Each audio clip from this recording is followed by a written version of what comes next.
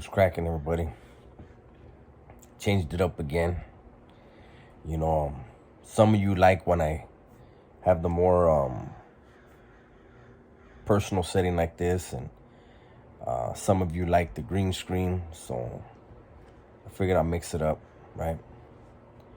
Today's video, new video. When I don't say that, you guys some of you guys are like, hey, what happened? But new video. So this video is I don't always go into these type of videos, right? But I just want to, it's something new, something different. I'm sure you guys will find it interesting. So I was on the yard one day, and I was yard crew. I was on the yard crew, and there was a new hura that had came to the yard, a new sergeant, right? And his name was Blackthorn. I think it was Blackburn. And he looked like he was Asian, but his last name was Blackburn. It was a trip. And he thought he was a tough guy.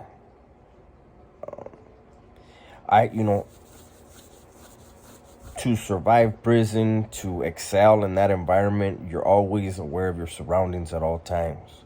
You're aware of people's temperaments, whether it's convict or hura or cop, right?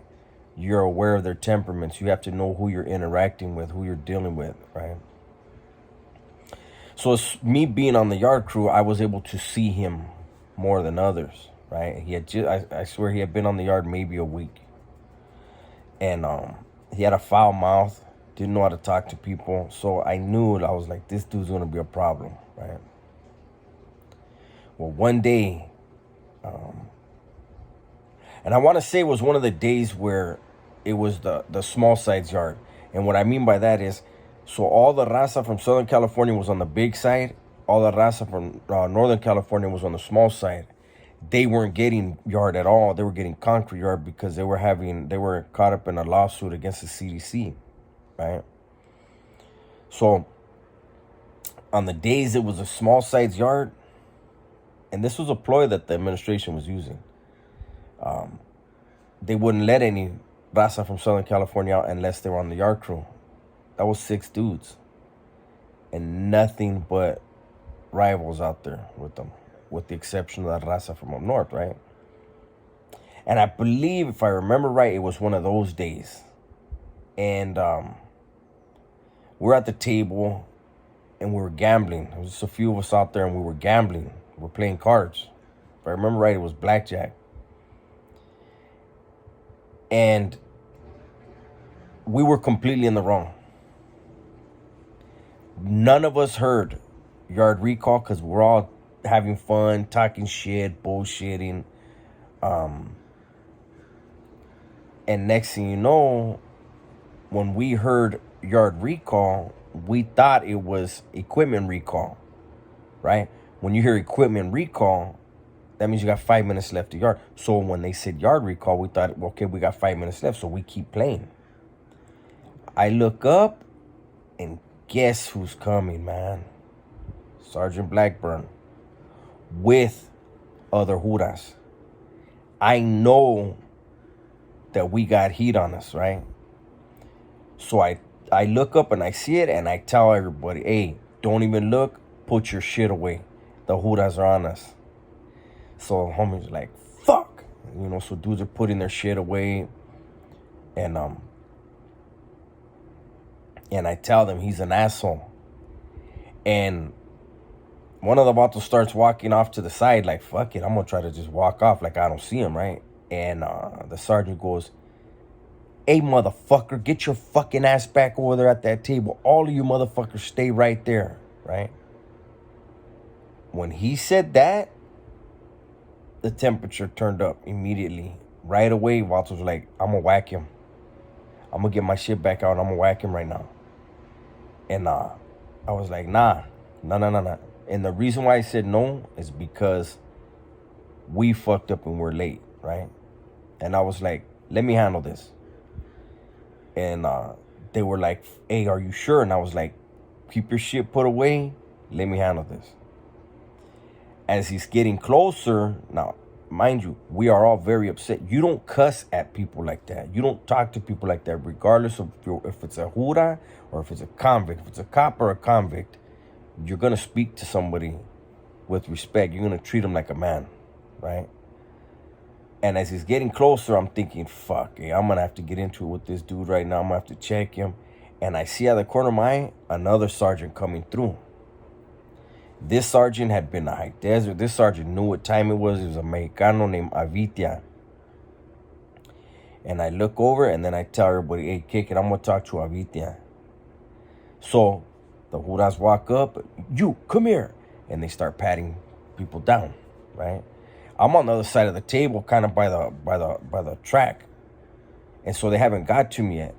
And Avitia's looking, and then he looks at me, and he sees me staring at him, right? And so, boom, he comes straight to me. And I said, hey, I need to talk to you.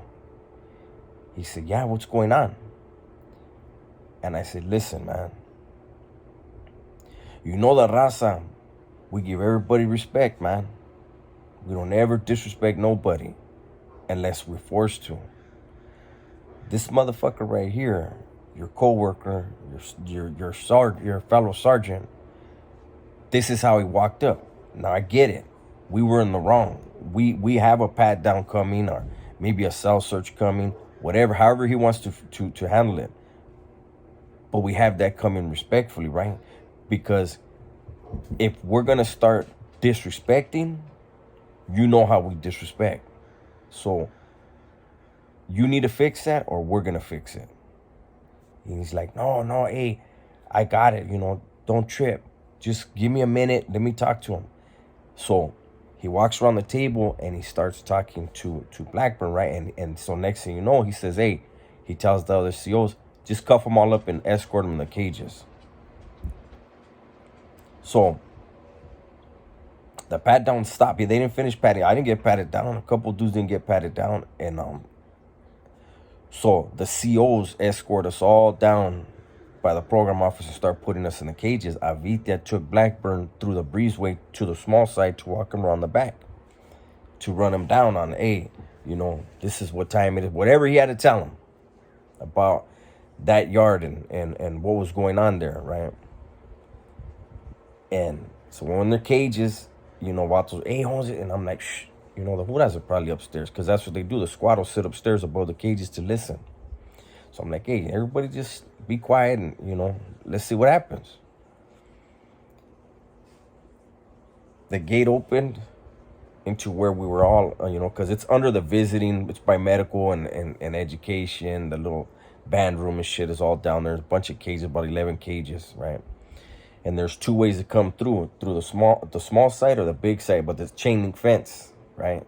So he comes through from the small side. And Avitia looks at me and he's like, all right. And he takes off. Blackburn comes and he goes to the first cell, the first holding cage. He unlocks it, opens the door, and he goes, hey, I apologize. I didn't mean to disrespect you. You can go back to your cell. The homie takes off. Goes to the next cell. Opens it up. Hey, man, I apologize. I didn't mean to disrespect you like that. He did it to every fucking cage.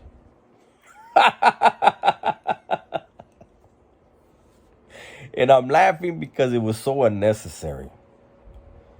But I'm telling you this story because I want you guys to understand that those of you that have been there know. Those of you that haven't, cops got the guns, but the guns are in the tower. There's places where there is no gun coverage. And no matter what, every day those COs have to walk those tiers and have to walk those yards. The guards, there's very few that call themselves guards now. But guards, they come in, they do their time. They do their 8 hours, and they go home safe. Correctional officers act like Blackburn and wind up on their back. And they get treated just like everyone else. No matter who it is behind those walls, respect is demanded and respect is gotten one way or the other. So there you go. Hopefully you guys enjoyed that story. I know Nate Dogg 916 might remember Blackburn. He probably remembers Avitia. But anyways, you guys stay safe, stay smart, and tell the ones you love that you love them, right? I'm out.